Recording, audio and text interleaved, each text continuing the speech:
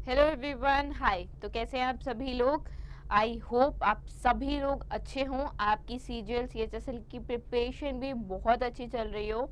तो उसी प्रिपरेशन में थोड़ी सी मदद के तौर पे हम आप कह सकते हैं, ताकि आपको और अच्छे से अच्छे क्वेश्चन या आप इम्पोर्टेंट क्वेश्चंस इसको कह सकते हैं एग्ज़ाम्स में ये क्वेश्चन पूछे गए हैं, और पॉसिबिलिटी है कि दोबारा इसी तरीके से क्वेश्चन पूछ सकता है। या जैसे हम आप जानते ही हैं कि हम हर ऑप्शन को यहाँ पे एक्सप्लेन करते हैं, तो कई बार क्या होता है ना, कभी कभार ऐसा हो जाता है कि 4 ऑप्शंस दिए हैं, 4 में से एक करेक्ट आंसर है। एक क्वेश्चन उस एक ऑप्शन पे बना दिया, दूसरा क्वेश्चन उसी किसी एक ऑप्शन में से जो इनकरेक्ट वन है। ऐसे करके भी एसएससी बना रहा है कंप्यूटर्स में। ठीक है, तो इन शॉर्ट डिटेल्ड एक्सप्लेनेशन होगी। ठीक है, इंपॉर्टेंट क्वेश्चन कवर होंगे, तो वीडियो पूरी देखना। बिना टाइम वेस्ट किए हुए फर्स्ट क्वेश्चन देखते हैं। देखो, पहला क्वेश्चन क्या है, वीडियो ग्राफिक एरे। ठीक है, जिसे हम शॉर्ट में वीजीए भी कहते हैं। तो वीडियो ग्राफिक एरे वीजीए जो है वो बेसिकली कनेक्टर होता है। ठीक है, it is a video graphic array connect करता है किसको, it connectors are those video graphic यानी कनेक्टर्स, वो कनेक्टर्स होते हैं जो कनेक्ट करते हैं मॉनिटर को, ठीक है, to the computer's video card. ठीक है, क्या करता है वीजीए, जो कंप्यूटर होता है, कंप्यूटर को पहले क्या होता था, अभी तो लैपटॉप्स आ गए या एडवांस पीसीज आ गए। बेसिकली पहले जो कंप्यूटर को वीडियो कार्ड से कनेक्ट करता था, ठीक है, वीडियो कार्ड से कनेक्ट करता था, उसे हम वीजीए अभी भी कहते हैं। ठीक है, पहले ज़्यादा तौर पे यूज़ होते थे वीडियो ग्राफिक एरेस। ठीक, ये बात हुई। अगर पूछ ले कि वीजीए किसको किससे कनेक्ट करता है, तो आपको पता होगा अब कि कंप्यूटर को वीडियो कार्ड से। ठीक है, एक क्वेश्चन ये हो गया। अब वो पूछ रहा है कि इसमें कितने होल्स होते हैं। ठीक, इसमें होते हैं 15 होल्स। दिखा भी देती हूँ, एक मिनट, 15 आंसर है। ठीक है, डी आंसर करेक्ट है। दिखा भी देती हूँ कैसे दिखता है ये। बेसिकली ये जो है ये वीजीए है। ठीक है, इसमें 5 एक तरफ, 5 बीच में और 5 नीचे, 5-5 का पेयर होता है, 5-5 के सेट होते हैं। ठीक है, एक उसमें 5 होता है, तो ये वीजीए होता है। आपने बचपन में अगर बहुत सारे लोगों ने देखा भी होगा। ठीक है, तो दिस इज वीजे, और ये भी मैंने लगा रखा है दिस इज डीवीआई, जो आजकल यूज होता है। ठीक है, डीवीआई क्या है, देखो डीवीआई अगर मैं, आई डोंट थिंक यहाँ पे विजिबल होगा नेक्स्ट पेज पे। ठीक है, अच्छा नेक्स्ट पेज पे मैंने तीनों का लगा रखा है। नेक्स्ट पेज पे ये है हमारा वीजीए, जो आपने अभी देखा ही था इमेज, इससे पहले वाली इमेज थी, इसमें आपने वीजीए देखा था। ठीक है, तो जो फर्स्ट वाला है वो हमारा हो गया वीजीए। ठीक है, इसको भी अभी आपने देखा है, ये भी डीवीआई है।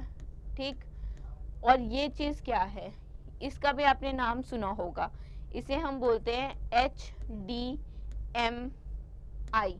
ठीक है, क्या बोलते हैं, HDMI, HDMI पोर्ट ऐसा होता है। ठीक है, तीनों पोर्ट्स मैंने आपको दिखा दिए।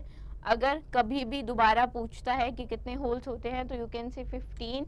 इस इमेज को देख के आपको याद रहना चाहिए। ठीक है, अगर और अच्छे से इमेज देखनी है तो ये है। ठीक, अब हमने 3 चीज़ों की बात की। पहला था वीजीए, ठीक है, जिसे हम बोल रहे हैं वीडियो ग्राफिक एरे, जो कनेक्ट करता है बेसिकली एनालॉग वीडियोस को, एनालॉग कनेक्टर होता है। ठीक है, जो कनेक्ट करता है कंप्यूटर को किससे, वीडियो कार्ड से, वीडियो ग्राफिक कार्ड से। ठीक है, 15 होल होते हैं।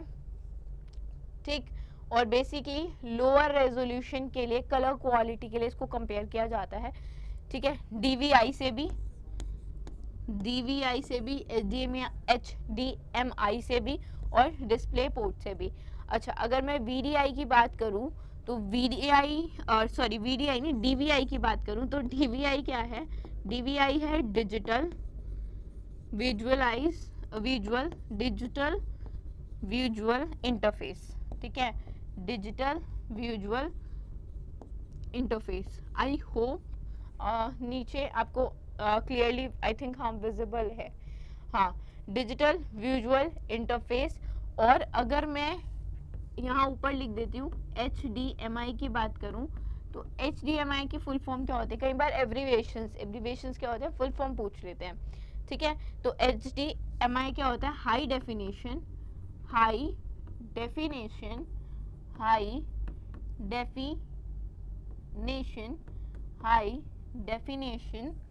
मल्टीमीडिया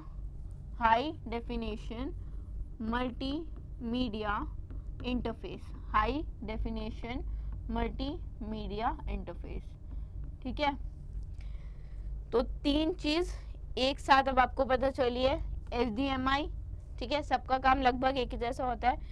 DVI जो आजकल यूज होता है, डिजिटल विजुअल इंटरफेस, और VGA पे तो क्वेश्चन था ही। तीनों की इमेज मैंने आपको दिखाई है, ठीक है, तीनों चीजों के बारे में बताया है। आई होप समझ में आया हो, ठीक है, और क्वेश्चन आए तो आप अब कर पाए। नेक्स्ट क्वेश्चन देखते हैं। ये पूछे गए क्वेश्चन हैं, ऐसा नहीं है कि मैंने बनाए हों, ये पूछे गए हैं। SSC ऐसे क्वेश्चन पूछता है। आज VGA पे पूछा है, कल HDMI पे पूछ देगा, परसों DVI पे पूछ देगा। तो ये चीज़ें आपको पता होनी चाहिए, ठीक है। नेक्स्ट क्वेश्चन देखते हैं। नेक्स्ट क्वेश्चन क्या है? इनमें से कौन सी कीबोर्ड शॉर्टकट की है जो यूज होती है रीलोड करने में करंट पेज को एक गूगल सर्च इंजन में, ठीक है। अगर बात हम कर रहे हो रीलोड वर्ड की, तो इसके लिए याद रखना, अगर आपको गूगल सर्च इंजन पे रीलोड करना है या अगर आपका डेस्कटॉप है, ठीक है, वहां पे भी आपको रीलोड करना है, तो आप अगर F5 प्रेस करोगे ना तो रीलोड हो जाएगा, ठीक है। तो अगर आपको सर्च इंजन पे पूछता है तब भी F5, ठीक है, फंक्शन की 5 आप यूज करोगे, ठीक। और अगर वैसे भी आपको रिफ्रेश करना है इन दैट वे, अगर आपका डेस्कटॉप को रिफ्रेश करना है, ठीक है, तो भी आप F5 यूज कर सकते हो, ठीक। तो F5 की को हम रीलोड रिफ्रेश के लिए यूज करते हैं। बाकी कीज के बारे में देखें 7, 1 और 3, ठीक है। तो F1 किसके लिए यूज होता है? F1 क्या कर देता है ना, हेल्प स्क्रीन को, जैसे ही आप फंक्शन की F1 प्रेस करोगे, मान लो ये एक आपका गूगल क्रोम खुला हुआ है, ठीक है, ये एक वेब मतलब कोई भी जैसे जीमेल हो गया या कोई भी वेबसाइट खुली हुई है, XYZ कुछ भी खुला हुआ है, तो जैसे ही आप, और एक ही टैब खुला हुआ है, ठीक है, जैसे ही आप F1 प्रेस करोगे वो क्या करेगा, एक दूसरे टैब में ना यहाँ पे हेल्प स्क्रीन ओपन कर देगा, ठीक है। F1 प्रेस करते ही दूसरे टैब में हेल्प स्क्रीन ओपन हो जाती है, ठीक है। सभी प्रोग्राम की हेल्प स्क्रीन जो है F1 ओपन कर देता है। अगर F3 की बात करूं तो ये क्या करता है, ये सर्च फीचर ऑन कर देता है। जैसे सिमिलरली ये तो दूसरे टैब में हेल्प स्क्रीन ओपन कर देगा। अब मान लो एक टैब खुला हुआ है आपके पास, ठीक है, एक टैब खुला हुआ है, उसमें कुछ भी हो सकता है। लेट्स से आप कुछ सर्च ही कर रहे थे, फर्स्ट प्रेसिडेंट ऑफ इंडिया, ठीक है, तो यहाँ पे जो भी लिखा होगा, जो भी इंफॉर्मेशन होगी, जैसे ही आप F3 प्रेस करोगे, ठीक, तो एक्टिव विंडो जहाँ पे आप काम कर रहे हो उस पे जो है यहाँ पे साइड में, ठीक है, एक जो फाइल, एक तरह से आप यूँ कह सकते हैं कि जो सर्च फीचर होता है वो ओपन हो जाता है, ठीक है। एक बार ओपन होगा जिसमें आप कुछ भी लिख सकते हो, कुछ भी सर्च कर सकते हो, प्राइम मिनिस्टर या कुछ भी आप डालोगे तो जो भी इंफॉर्मेशन इस एक्टिव विंडो पे होगी वो सर्च होके आपको दिखा देगा, ठीक है। तो सर्च का काम है F3 का, और अगर हेल्प स्क्रीन खोलनी है तो वो F1 खोलता है। अब F7 क्या करता है? F7 बेसिकली कैरेट ब्राउजिंग के लिए यूज होता है। अभी कैरेट ब्राउजिंग है क्या? देखो, जब भी आपको किसी वेब पेज पे, ठीक है, या फिर कोई सिलेक्टेड टेक्स्ट को, किसी टेक्स्ट को सिलेक्ट करना है, किसी लिंक को क्लिक करना है, ठीक है, आपको ये काम करना है कीबोर्ड से, माउस से नहीं करना। तो आप उस चीज को करने के लिए, या वो चीज जब आपको माउस से करना नहीं है, आपको कीबोर्ड से करना है, दैट ब्राउजिंग, वो ब्राउजिंग कैरेट ब्राउजिंग कहलाती है, ठीक है। और F7 क्या ओपन करता है? कैरेट ब्राउजिंग को ही ओपन करता है।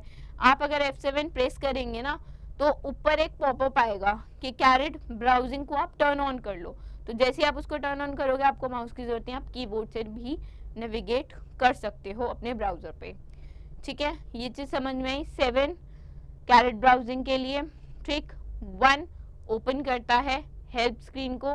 अगर 3 की बात करूं तो सर्च फीचर को ओपन कर देगा, और 5 जो है वो रीलोड रिफ्रेश के लिए यूज होता है।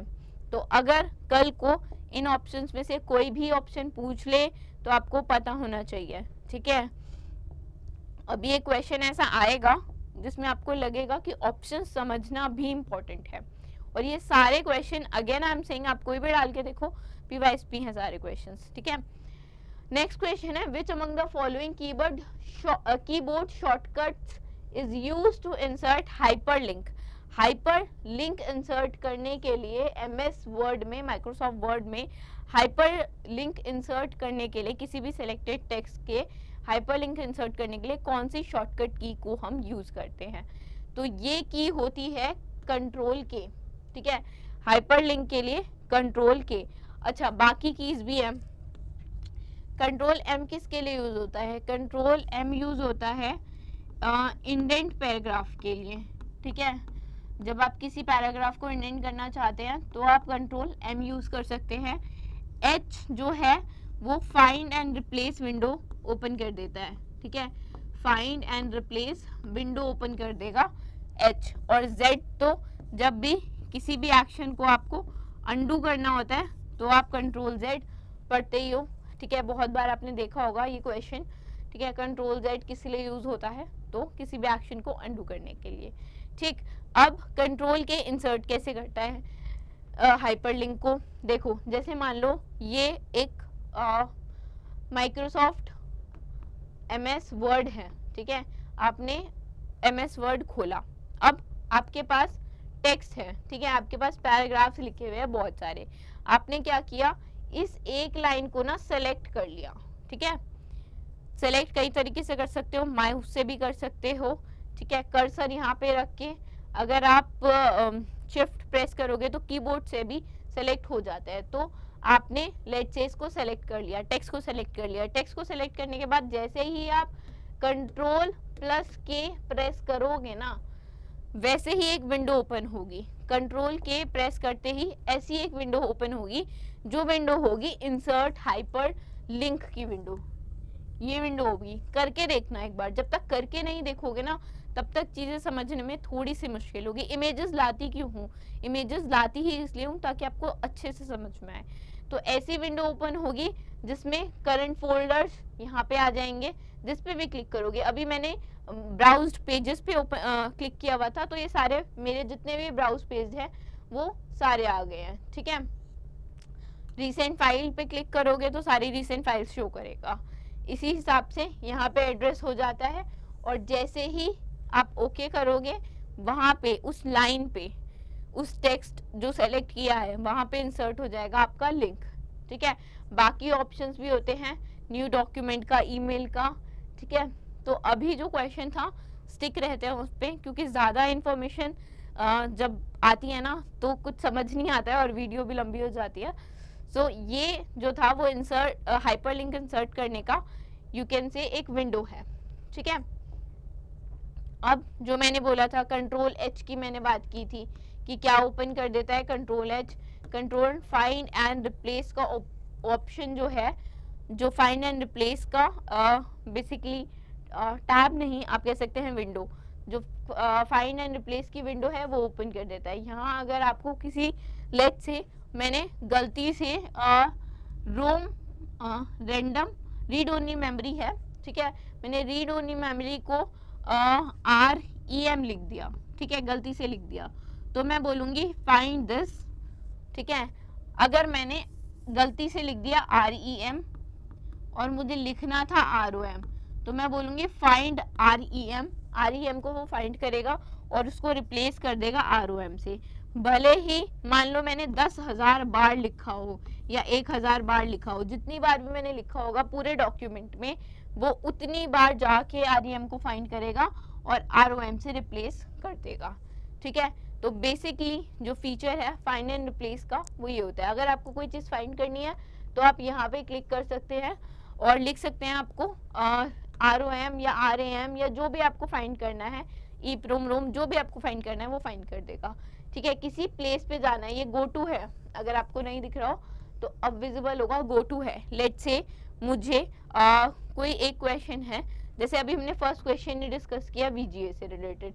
मान लो मुझे विजुअल ग्राफिक एरे या VGA पे जाना है, तो मैं यहाँ पे क्लिक करूंगी, ऐसे ही एक विंडो ओपन होगी कि आपको कहाँ पे जाना है, तो मैं वहाँ पे टाइप कर दूंगी VGA, और जैसे ही क्लिक करूंगी वैसे ही मैं उस जहाँ पे भी वो होगा, मान लो 100 पेज का डॉक्यूमेंट है और जो VGA लिखा है वो 80th पेज पे लिखा है, तो वो मुझे सीधा 80th पेज पे ले जाएगा।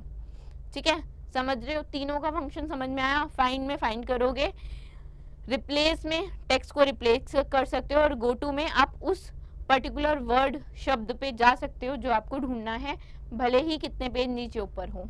ठीक है, डायरेक्टली आपको वहां ले जाएगा।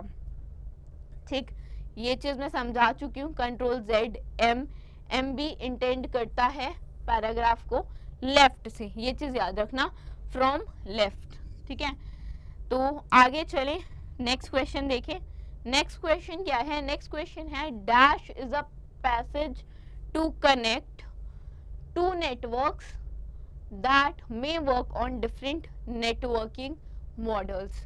ठीक है, वो पूछ रहा है कि इनमें से ऐसा कौन सा ऑप्शन है, ऐसा कौन सा पैसेज है, ऐसा कौन सा ऑप्शन है जो एज अ पैसेज यूज होता है।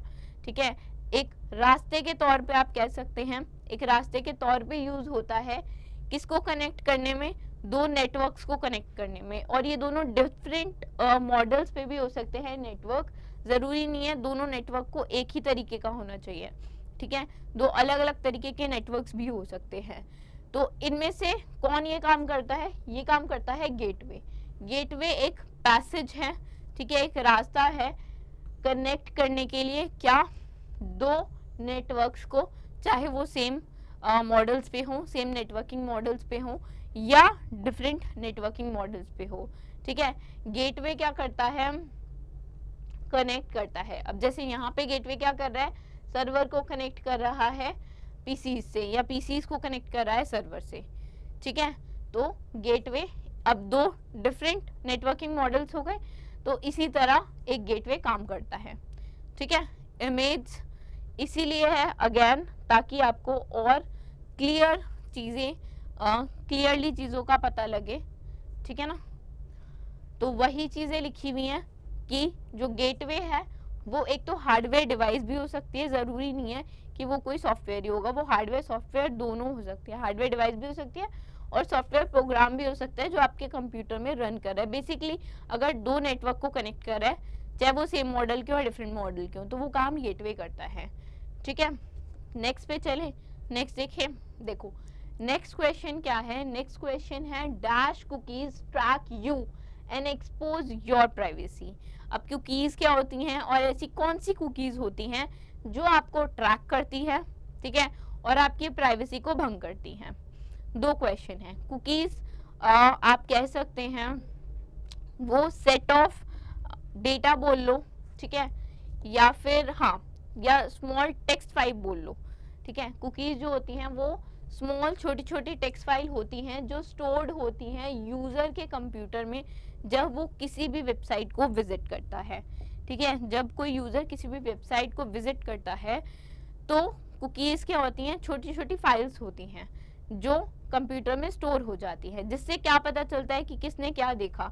तभी आप देखते होंगे कि लेट से मैंने कुछ भी कोई भी चीज़ देखी, लेट से मैंने मिंत्रा पे, या मान लो मैं कपड़े देख रही हूँ, ठीक है, मैं क्लोथ देख रही हूँ, मैं क्लोथ्स देख रही हूँ, या फिर मैं कोई एक्सेसरी देख रही हूँ, ठीक है, हाथ कान का कुछ ऐसा कुछ देख रही हूँ, कुछ भी मैं देख रही हूँ, तो जो चीज़ मैं देख रही हूँ ना उससे रिलेटेड ही जब भी आप कोई वेबसाइट देखेंगे उससे रिलेटेड ही एड्स आपको शो होने लगते हैं। ठीक है, मान लो मैंने कोई टेस्ट सीरीज देखी, ठीक, अब मैं टेस्ट सीरीज देख रही हूँ तो वो क्या करेगा? प्रैक्टिस मॉक की और बाकी भी जितनी कंपनीज टेस्ट सीरीज प्रोवाइड कर रही हैं, एसएससी, सीजीएल, टियर 2 की, उसकी वो ऐड देना शुरू कर देगा। ठीक है, या मान लो मैंने खोली ही, मैंने चेक ही प्रैक्टिस मॉक की टेस्ट सीरीज की, मैंने 2-3 बार इसको ऐसे किया, अब वो वहाँ स्टोर हो गया। ठीक है, स्टोर हो गया तो क्या करेगा? मैं जब भी किसी वेबसाइट पे विजिट करूंगी, वहाँ पे एड्स होंगे, तो उसमें प्रैक्टिस मॉकी टेस्ट सीरीज का ऐड होगा। ठीक है, तो बेसिकली स्टोर किया और आपके जो इंटरेस्ट हैं उसको उसने समझ लिया। अब उस इंटरेस्ट को समझ के उसने क्या किया, आपको रिकमेंड करना शुरू कर दी चीज़ें। ठीक है, ताकि जो यूज़र इंटरफेस है, मतलब जो लोगों की सुविधा है, लोगों की सुविधा के लिए ये काम बेसिकली होता है कुकीज़ का। ठीक है, इसीलिए कुकीज़ बनाई गई थी ताकि ट्रैक हो सके पॉजिटिव वे में, जो बेसिकली था, ताकि ट्रैक हो और जो भी यूज़र लिख रहा है या जो भी यूज़र को चाहिए वो उसको डिस्प्ले किया जा सके। अब पूछ रहा है कि कौन सी ऐसी कुकी है जो ट्रैक भी करेगी और क्या करेगी, आपकी प्राइवेसी को भंग भी करेगी। तो ये काम जो करती हैं ना वो थर्ड पार्टी कुकीज़ करती हैं। ठीक है, कौन करती हैं, थर्ड पार्टी कुकीज़ करती हैं। अब कुकीज़ के कुछ टाइप मैंने next you can see slide में लिए हुए हैं। कुछ टाइप जो मेंशन है, persistent, third party cookie, zombie cookie और सेशन कुकी। ठीक है, अब एसएससी ने क्या किया हुआ है ना, एक क्वेश्चन तो ये पूछा हुआ है कुकीज़ पे, इससे नेक्स्ट क्वेश्चन जो है मैं साथ इसलिए ही रखा है ताकि आपको समझा सकूं अच्छे में। तो नेक्स्ट क्वेश्चन जो है ना वो उन्होंने ज़ॉम्बी कुकी से पूछा हुआ है। तो ऐसा नहीं है कि ऑप्शन से क्वेश्चन नहीं बन सकते, तो सभी ऑप्शंस पता होने चाहिए ताकि अगर कल को सेशन कुकी से या परसिस्टेंट कुकी से कोई क्वेश्चन बने तो आपको अच्छे से पता हो। ठीक है, फिलहाल इसका आंसर थर्ड पार्टी कुकी है। थर्ड पार्टी कुकी वही होता है जैसे आपने कोई भी पेज ओपन किया, लेट्स से उसमें एड्स आ रहे हैं, तो वो कई बार उन एड्स में थर्ड पार्टी कुकीज़ होती हैं ताकि वो आपका डेटा जो है वो ट्रैक करती हैं। ठीक है, और जब भी उनको यूज़ करना होता है दे कैन यूज़, राइट। अब कुछ कुकीज़ की जो मैंने बात की थी, कुछ टाइप्स जो हैं, जिसमें से सेशन कुकी एक है। सेशन कुकी बेसिकली क्या करता है ना, ये तब तक एक्टिव रहते हैं जब तक यूज़र रीड कर रहा है या नेविगेट कर रहा है, मतलब जब तक उस वेब ब्राउज़र पे, उस वेब पेज पे है, तब तक ये एक्टिव रहते हैं। जब यूज़र ने क्लोज कर दिया तब जो वेब ब्राउज़र्स हैं, जो कुकीज़ हैं, वो रिमूव हो जाती हैं। तो सेशन कुकी में सेशन का मतलब क्या है, एक पर्टिकुलर टाइम ड्यूरेशन के लिए जब तक यूज़र एक्टिव है तब तक ये चलती है, उसके बाद बंद। ठीक, नेक्स्ट पे आए परसिस्टेंट कुकी। परसिस्टेंट क्या है कि वो रहती ही रहती है, 1 साल तक रहती है। कुकीज़ आपने कभी भी कोई ब्राउजिंग की, लाइक नेट पे कुछ सर्च किया, ठीक है, तो 1 साल तक उसका डेटा रहता है। अब ये 1 साल सेट हो सकता है, 2 साल हो सकता है, डिपेंड करता है, 6 महीने भी सेट हो सकता है। ठीक है, तो परसिस्टेंट का मतलब तब तक परसिस्ट करेगा, तब तक फर्म रहेगा, दृढ़ रहेगा जब तक बोला गया है। मान लो 1 साल के लिए बोला गया है तो 1 साल तक, उसके बाद रिमूव, राइट। ठीक है, थर्ड है HTTP ओनली कुकी। ठीक है, हाइपर टेक्स्ट ट्रांसफर जो प्रोटोकॉल होता है बेसिकली उससे रिलेटेड ही है। ये कुकी जो होती है ना, ये HTTPS सिक्योर्ड सिक्योर्ड लेन, आप यू कैन से सिक्योर्ड प्रोटोकॉल यूज करती है, इसीलिए इसको जावास्क्रिप्ट के थ्रू एक्सेस नहीं किया जा सकता। और जो सेशन कुकी में, लाइक यहाँ से अगर कोई डेटा निकालना चाहे तो उस चीज़ से, उस थेफ्ट से भी ये बचाती है। ठीक है, समझ में आया HTTP ओनली कुकीज़ के बारे में। अब बात करते हैं सिक्योर्ड। सिक्योर्ड से नाम ही समझ में आ रहा है कि it is a secure, safe है। ठीक है, किन के लिए सेफ है, can only be used via HTTPS। Secured एक तरह से सिक्योर्ड है, तो जो चीज़ सेफ है वही ब्राउज की जाएंगी इसके द्वारा, और ये इंश्योर करती है कि जो डेटा है वो एनक्रिप्ट हो जाए। ठीक है, ताकि जो थर्ड पार्टी है बेसिकली डेटा ना चुरा सके, थर्ड पार्टी कुकी वॉच ना कर सके, स्पाई ना कर सके। ठीक है, तो ये एनक्रिप्ट कर देती है और उससे डेटा सिक्योर हो जाता है। ठीक, थर्ड पार्टी के बारे में जैसे हमने बात किया था, तो ये कुकीज़ वो होती हैं that sets with domains and are different from the ones show in address bar। जो एड्रेस बार में शो होता है उससे ये थोड़ी डिफरेंट होती हैं। जो सेटिंग ऑप्शंस होता है बहुत सारे उसमें, जो मॉडर्न कंप्यूटर्स होते हैं उन सब में ब्लॉक करने का आता है। कई बार क्या होता है कि मल्टीपल डाउनलोड्स होते हैं या फिर किसी वेबसाइट पे आता है कि ब्लॉक दिस, ठीक है, don't allow this, it is not safe. तो बहुत सारे मॉडर्न कंप्यूटर्स में ये ऑप्शन भी आता है कि थर्ड पार्टी को ब्लॉक करने के लिए, थर्ड पार्टी कुकीज़ को ब्लॉक करने का, ठीक है। तो ये डिफरेंट टाइप ऑफ कुकीज़ थी। इनमें से अगर कोई भी एग्जाम में पूछी जाएगी तो आपको उसका आंसर आना चाहिए। समझ में आया? बहुत अच्छी बात है। नहीं आया दोबारा थोड़ा सा पीछे जाओ, वीडियो को पीछे करो और देखो। फिर भी नहीं समझ में आया कमेंट करो और बताओ कहाँ क्या चीज़ समझ में नहीं आई, ठीक है। नेक्स्ट क्वेश्चन देखते हैं। नेक्स्ट क्वेश्चन कहते हैं कुछ कुकीज़ जो ऑटोमेटिकली रिक्रिएट करती हैं। कब? जब यूजर जो है उसको डिलीट कर देता है उसके बाद भी रिक्रिएट कर लेती हैं, अपने आप को दोबारा बना लेती हैं। तो उनको क्या कहा जाता है? उनको कहा जाता है ज़ॉम्बी कुकी। अभी मैंने आपको बताया था कि हम ज़ॉम्बी कुकी की बात करेंगे। इसका करेक्ट आंसर है ज़ॉम्बी कुकी। ज़ॉम्बी कुकी करता क्या है? ज़ॉम्बी कुकी बेसिकली क्या करता है ना, मान लो कुछ भी आपने ब्राउज किया, कुछ भी आपने सर्च किया नेट पे, ठीक है, वो सेव कर लेगा कुकीज़ की फॉर्म में। वो आपके इंटरेस्ट को सेव कर लेगा कि आपने ये सर्च किया और आपको ये पसंद है और आपने ये देखा, ठीक है। वो चीज़ सेव तो हो गई, अब आपने उस सेव चीज़ को डिलीट करना चाहा, आपने डिलीट भी कर दिया, बट मीनवाइल उसने क्या किया ना, मीनवाइल उसने मल्टीपल कॉपीज़ बना ली, ठीक है। जब उसने मल्टीपल कॉपीज़ बना ली और उसको सेव कर लिया तो आपने भले ही उसको डिलीट कर दिया, पर जो कॉपीज़ बन चुकी हैं वो तो आप डिलीट नहीं कर पाए, ठीक है, या वो तो आपने डिलीट नहीं की। तो इसी तरह ये क्या करता है, रिक्रिएट कर लेता है खुद से ही कुकीज़ रिक्रिएट कर लेता है जब आप उसको डिलीट करते हो। तो ज़ॉम्बी कुकी अगर आप जैसे समझ पा रहे हो तो इट इज़ नॉट गुड, क्योंकि जब जो चीज़ हमें शेयर नहीं करनी और वो उसको सेव करके शेयर कर सकता है, क्या कुछ नहीं कर सकता, ठीक है। तो ज़ॉम्बी कुकीज़ जो होते हैं वो रिक्रिएट करते हैं अपने आप को। बहुत सारी टेक्निक्स होती हैं, स्टोर कर लेंगे बैकअप कॉपीज़ का, ठीक है, उसको डिफरेंट लोकेशंस पे भेज देंगे, मल्टीपल कॉपीज़ बना लेंगे, ठीक है, और उसको फिर डिलीट करना भी मुश्किल हो जाता है।